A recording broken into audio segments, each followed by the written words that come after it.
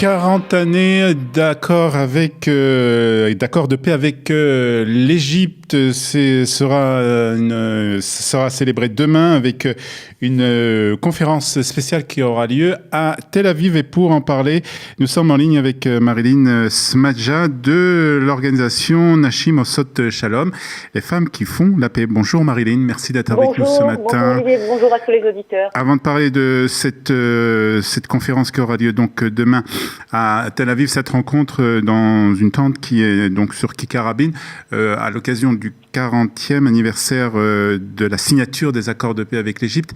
Votre réaction ce matin au tir de roquettes sur le village en Sharon?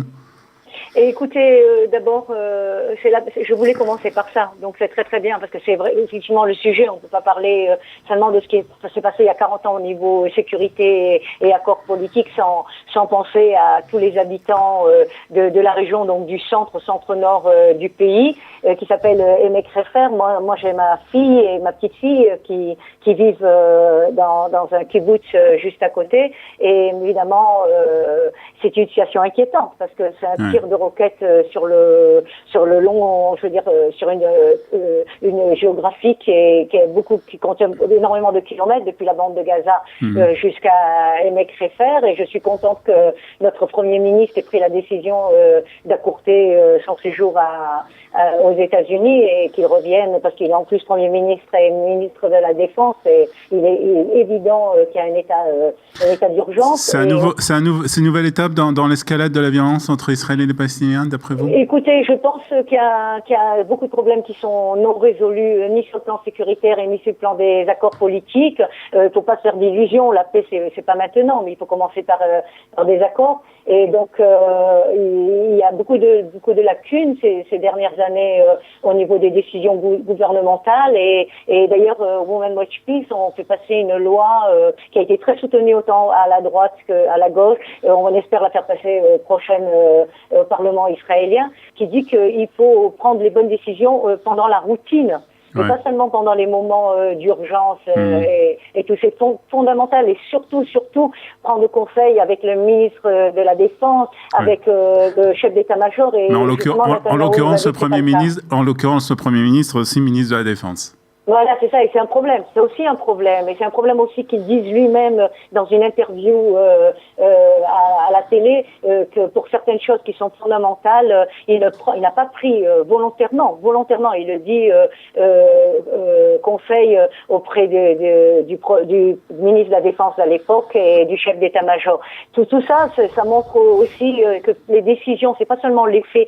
Parce que ce que je voudrais dire aussi, c'est que il est important en Israël, et moi j'adore mon pays, comme vous le savez, ça fait plus de 30 ans que je combats avant tout pour le sionisme et pour l'Alia. Très important que pour l'intérêt de notre pays, que nous prenions des initiatives et que nous soyons pas tout le temps en réaction par rapport à ce que le Hamas fait, par rapport à ce qui se passe à l'autorité palestinienne. Or, ces dernières années, du fait que la politique du statu quo a été primée, nous sommes plus en réactivité, donc en réaction à ce qui se passe, que de prendre des initiatives autant militaires que politiques. Il faut, à mon avis, vraiment un bon dosage des deux.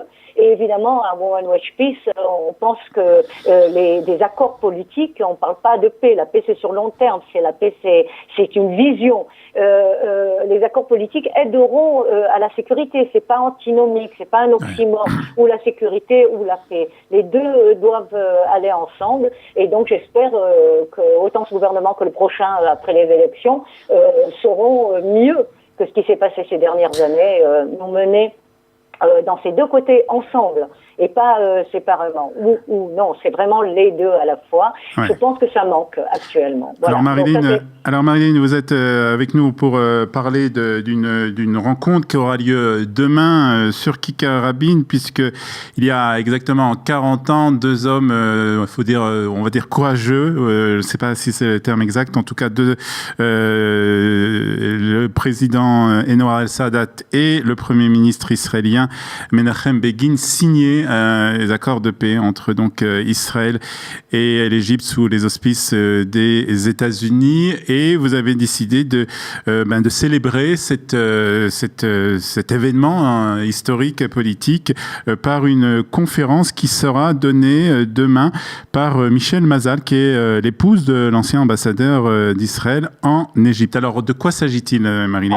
Alors, c'est pas vraiment une conférence, puisque c'est un grand événement et un événement festif, en fait, puisque nous fêtons les 40 ans de cet événement. Nous sommes depuis le 8 mars avec une grande tente sur la place de Rabin, donc c'est impossible de ne pas la voir. Tout le pays la voit, et on a eu beaucoup d'articles dans la presse ces derniers temps. Et donc, demain, à partir de 15h30, on va présenter d'abord déjà des très grands tapis de paix qui ont été faits en Israël et dans le monde entier.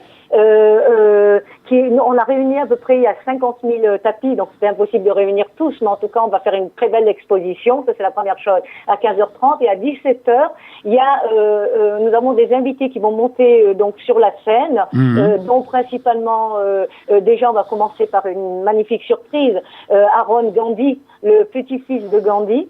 Qui vient spécialement donc nous parler de paix, de vision de paix, dans la non-violence. Et vous savez qu'à Women Watch Peace, on est des femmes de droite, de centre et de gauche, et arabes et juives, on est toutes contre le terrorisme, et on est toutes pour des solutions qui sont des solutions politiques, mais on s'oppose totalement au terrorisme. Le terrorisme ne donnera pas une solution à des accords, ça c'est évident. Et la deuxième personnalité, évidemment, c'est Michel Mazel, qui parle parfaitement le français, mais elle s'exprimera en hébreu, qui était, donc, comme vous l'avez précisé, l'épouse de l'ambassadeur d'Israël en Égypte pendant les accords entre Begin et Sadat.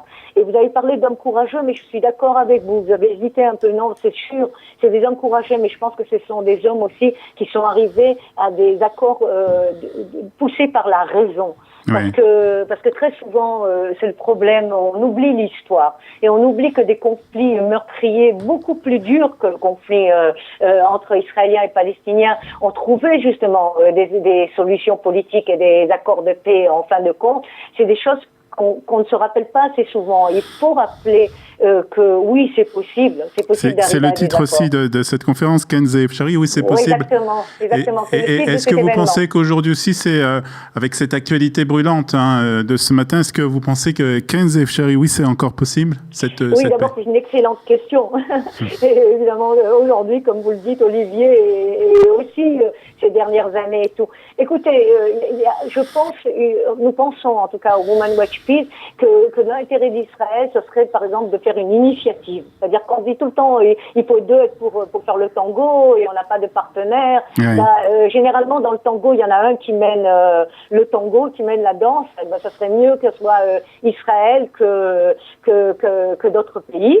Et que du côté palestinien, ça serait dans notre intérêt, ça c'est la première chose. Et puis comme on est dans la région quand même en Israël et qu'on connaît la hora, la danse, où on danse plusieurs à la fois, il est possible que ces accords soient menés de manière progressive par plusieurs partenaires, comme l'Égypte, l'Arabie Saoudite, les États-Unis, qui actuellement, la France aussi, qui a envie de dire son mot dans ces accords. Donc il est très possible que toute cette histoire tout le temps où on voit que un oui est partenaire, l'autre n'est pas partenaire, ça devrait se résoudre peut-être différemment. Il faut réfléchir à d'autres manières de résoudre ce conflit. Et parce qu'on a réfléchi il y a 30 ans ou il y a 40 ans, les choses ont changé. Et je voudrais dire une autre chose. Nous avons fait une enquête, et on termine avec ça, une enquête de recherche où vraiment, ce qui vient de sortir là maintenant, vient de publier, où 70% des Israéliens veulent encore et aujourd'hui des accords politiques. Et il ne faut pas oublier que la Knesset représente